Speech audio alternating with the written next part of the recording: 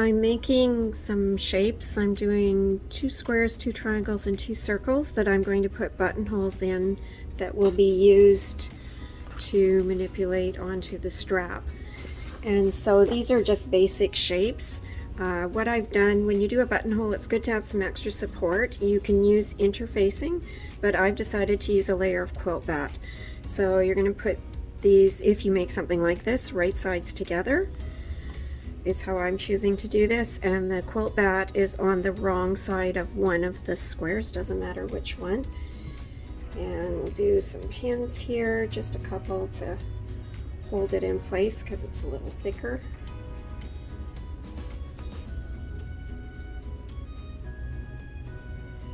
And then I'm going to leave about a 2-finger opening, and I'm going to sew these using the 1/4 inch foot. So the 1/4 inch foot sews a 6mm or a 1/4 inch seam. So I'm going to switch out to that because that's what I designed these. I used a 1/4 inch seam allowance on these shapes.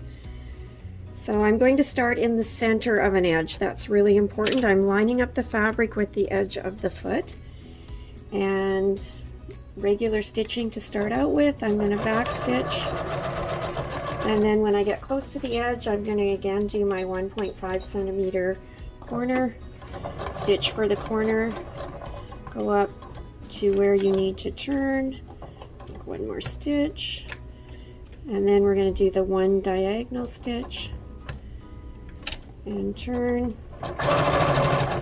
Now I'm going back to 2.5. You could sew the whole thing on 1.5 if you wanted to reduce the amount of switching that you're doing because it's quite frequent.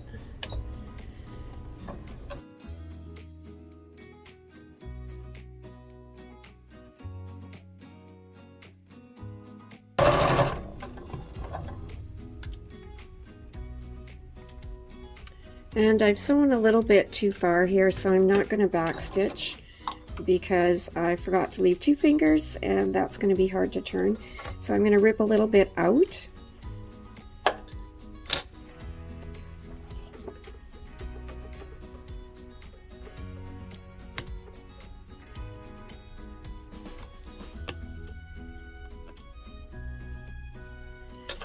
And then I'm going to go back, and I'm just going to back stitch on top of my stitching to lock the stitching there.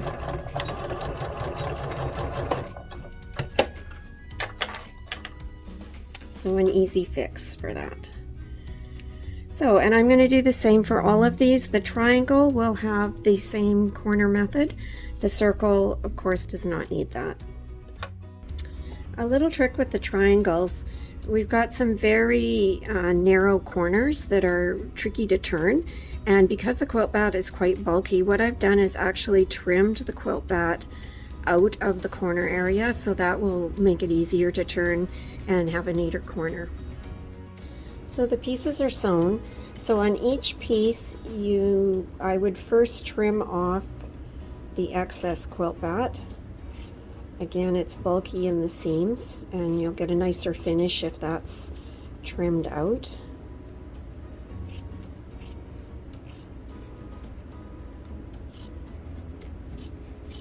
And this is the triangle where I already trimmed out the corner there. And trim right across where the opening is as well. You can see my opening right there. Now you also need to clip the corners. Now again, triangles are a little tricky, so you can go straight across, but then you need to do quite a long angle in order to trim out that excess fabric. Just be careful not to cut your thread, and you'll have a hole to deal with, which is not fun on a triangle. Of course, you can avoid that if you choose not to do any triangles. And so it should look something like that when you're done trimming out the triangle. And then on the circle, again, you're going to trim out the outside edge of the quilt bat. So I've trimmed the outside edge of the quilt bat, and on the circle you're going to do something we call notching. So to do this, you fold the fabric. This is how I do it. Actually, I prefer to do it on this side so I can actually see my stitching better. So you're going to fold your fabric in half, and then you're going to angle your shears and do a little angle cut so it looks like a triangle when you're done. And you want to do these on a circle like this approximately every 1.5 centimeters all the way around. Now you have to be very careful. You don't want to cut your stitching. If you cut your stitching, you've got holes, and you can go back and just restitch them usually. It's a little easier than dealing with holes on the ends of a triangle. And just go all the way around approximately every 1.5 centimeters or so. You want to do those. And this is going to give you a smoother edge on your circle when you turn it. Otherwise it's kind of bumpy looking because all this excess fabric bunches up inside, especially with that quilt bat that we put in there. So that looks about like that when you're done. And then on the square, I already trimmed out the sides, and again, you're just cutting straight across the corners on the square. Yes, straight isn't quite the right word. At an angle across the corner close to your stitching. Again, make sure you don't cut your stitching. You don't want holes in the end. I cut super close to that one, so hopefully that shorter stitch length will hold. Then we're going to flip these right side out, and I'm going to press them, and when you press them you want to fold the opening, the edges of those, the opening inside, and I'll show you how I'm going to finish it off. And then to close up the hole, I'm going to stitch all around. It doesn't look nice to machine stitch just where your opening is, so I'm going to do the whole thing. If you didn't want to stitch around it, you could do a nice invisible slip stitch to close up that opening, but I am just going to do it on my machine. I'm actually going to change the foot because I'm not doing a 1/4 inch. I want it so close to the edge, so I prefer to do that with my regular machine foot. So, and I'm going to start at the corner. Got my stitch length on 2.5 or 2.6.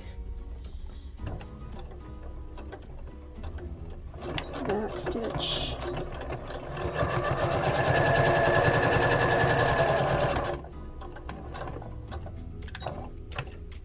And pivoting on the corners.